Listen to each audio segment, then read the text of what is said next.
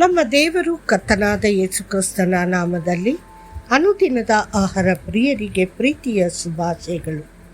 2025 August ತಿಂಗಳ 4ನೇ ತಾರೀಕಿನ ಸೋಮವಾರದ ದೇವರ ವಾಕ್ಯವು ರಾತ್ರಿ ಇಡೀ ಪ್ರಾರ್ಥನೆ.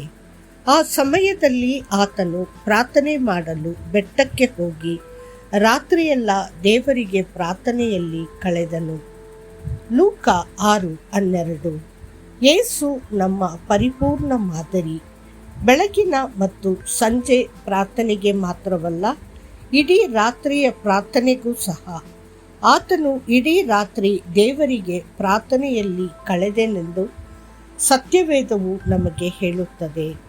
ತಮಿಳುನಾಡಿನಲ್ಲಿ ಒಂದು ದೊಡ್ಡ ಆಧ್ಯಾತ್ಮಿಕ ಪುನರುಜ್ಜೀವನಕ್ಕೆ ಅಡಿಪಾಯ ಹಾಕುವ ಅಂಶವೆಂದರೆ ಇಡೀ ರಾತ್ರಿ ಪ್ರಾರ್ಥನೆಯ ಅಭ್ಯಾಸ. 1973ರಲ್ಲಿ ಸಹೋದರ DGS ದಿನಕರನ್ ಮತ್ತು ಸಹೋದರ ಜೀವಾನಂದಂ ಒಟ್ಟಾಗಿ ಚೆನ್ನೈಯಲ್ಲಿ ಇಡೀ ರಾತ್ರಿ ಪ್ರಾರ್ಥನೆಯ ಅಭ್ಯಾಸವನ್ನು ಪ್ರಾರಂಭಿಸಿದರು ಎಂದು ನನ್ನ ತಂದೆ ಹೇಳುವುದನ್ನು ನಾನು ಕೇಳಿದ್ದೇನೆ. ನಾನು ಕೂಡ ಅಂತಹ ಪ್ರಾರ್ಥನಾ ಕೂಟಗಳಲ್ಲಿ ಭಾಗವಹಿಸಿದ್ದೇನೆ. ದೇವರ ಪ್ರೀತಿ ಅಲೆಗಳಂತೆ ಬಲವಾಗಿ ಚಲಿಸಿತು, ಹೃದಯಗಳನ್ನು ಬೆಂಕಿಯಿಂದ ಬೆಳಗಿಸಿತು. ಅದು ಪ್ರಾರ್ಥಿಸುವ ಆಳವಾದ ಹಂಬಲವನ್ನು ಹುಟ್ಟುಹಾಕಿತು. ದೇವರ ಇಂಪಾದ ದೈವಿಕ ಸಾನ್ನಿಧ್ಯದಲ್ಲಿ ನೀವು ಆವರಿಸಲ್ಪಟ್ಟಾಗ ಸಮಯವು ಕಳೆದು ಹೋಗುತ್ತಿತ್ತು. ಚೆನ್ನೈನಲ್ಲಿ ಪ್ರಾರಂಭವಾದ ಇಡೀ ರಾತ್ರಿಯ ಪ್ರಾರ್ಥನೆಯ ಅಭ್ಯಾಸವು ಶೀಘ್ರದಲ್ಲೇ ತಮಿಳುನಾಡಿನಾದ್ಯಂತ ಹರಡಿತು. ಸಾವಿರಾರು ಮಿಷನರಿಗಳು, ಸುವಾರ್ಥ ಬೋಧಕರು ಮತ್ತು ದೇವರ ಸೇವಕರು ಪರಿಣಾಮವಾಗಿ ಎಬ್ಬಿಸಲ್ಪಟ್ಟರು. ಹೌದು, ಪ್ರಾರ್ಥನೆಯು ಹೃದಯಗಳನ್ನು, ನಗರಗಳನ್ನು ಮತ್ತು ಇಡೀ ರಾಷ್ಟ್ರಗಳನ್ನು ಸಹ ಪ್ರಚೋದಿಸುತ್ತದೆ. ನಿಮ್ಮ ಪ್ರಾರ್ಥನೆಗಳನ್ನು ಕೇಳಲು ಕರ್ತನು ಯಾವಾಗಲೂ ಸಂತೋಷಪಡುತ್ತಾನೆ. ಕೀರ್ತನೆಗಾರನು ಹೇಳುತ್ತಾನೆ, ಹಗಲು ನಿನ್ನದು, ರಾತ್ರಿಯೂ ನಿನ್ನದು. ನೀನು ಬೆಳಕನ್ನು ಮತ್ತು ಸೂರ್ಯನನ್ನು ಸಿದ್ಧಪಡಿಸಿದ್ದಿ. ಕೀರ್ತನೆಗಳು 74:16. ರಾತ್ರಿಯ ಪ್ರಾರ್ಥನೆಯ ಸಮಯದಲ್ಲಿ ನೀವು ಸುಸ್ತಾಗಬಹುದು. ಬಹುಶಃ ಗೆತ್ಸೆಮನೆಯ ಶಿಷ್ಯರಂತೆ ನಿದ್ರಿಸಬಹುದು. ಆದರೆ ನಿಮ್ಮ ಪ್ರಾರ್ಥನೆಯನ್ನು ಕೇಳುವವನು ಎಂದಿಗೂ ತೂಕಡಿಸುವುದಿಲ್ಲ ಅಥವಾ ನಿದ್ರಿಸುವುದಿಲ್ಲ. ಕೀರ್ತನೆಗಳು 121:4. ರಾತ್ರಿಯ ಯಾವುದೇ ಗಂಟೆಯಲ್ಲಿ ನೀವು ಎದ್ದು ದೇವರ ಮುಂದೆ ನಿಮ್ಮ ಹೃದಯವನ್ನು ಪ್ರಾರ್ಥನೆಯಲ್ಲಿ ಸುರಿಯಬಹುದು.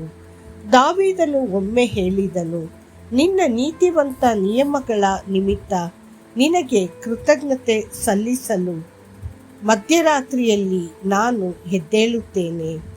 ಕೀರ್ತನೆಗಳು 119:62.